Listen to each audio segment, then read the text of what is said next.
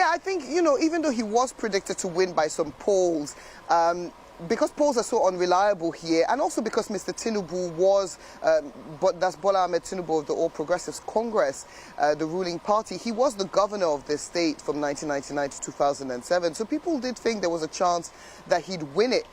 So even though Mr. Obi was projected to win the state, I think in their hearts, many Nigerians didn't believe it could happen. And there's a lot of joy, particularly from young Nigerians on social media, at this victory. We visited a number of polling stations across Lagos on Saturday, and in all of them, there was a strong contingent of young people. We spoke to a couple of them who said that they were first-time voters.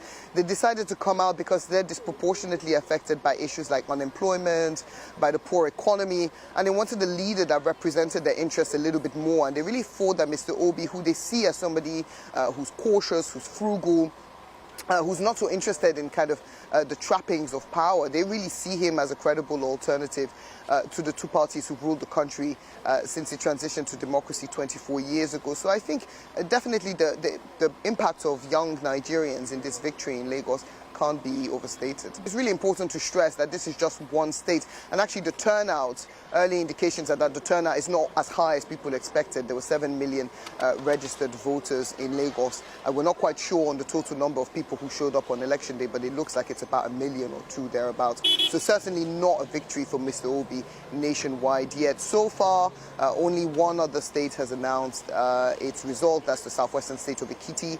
That went to Mr. Tinubu.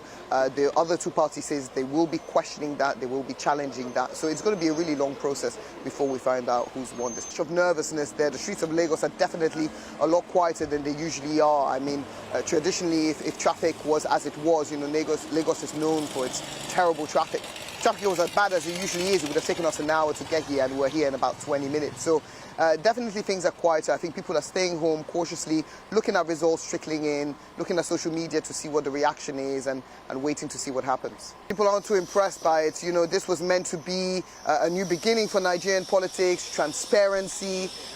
Results from polling stations were supposed to be uploaded onto a portal straight after polls closed so people could get an idea of who was winning. That didn't really happen. It took about 24 hours or more before we started getting results on that portal. The Electoral Commission has apologized. They say it's teething problems because they've never used the system nationally, but that's led to a lot of frustration and particularly a lot of speculation with people saying that the delays because of rigging. People don't really trust the electoral system here. So I think the Electoral Commission will have a lot of work to do to try and regain people's trust as more results come in.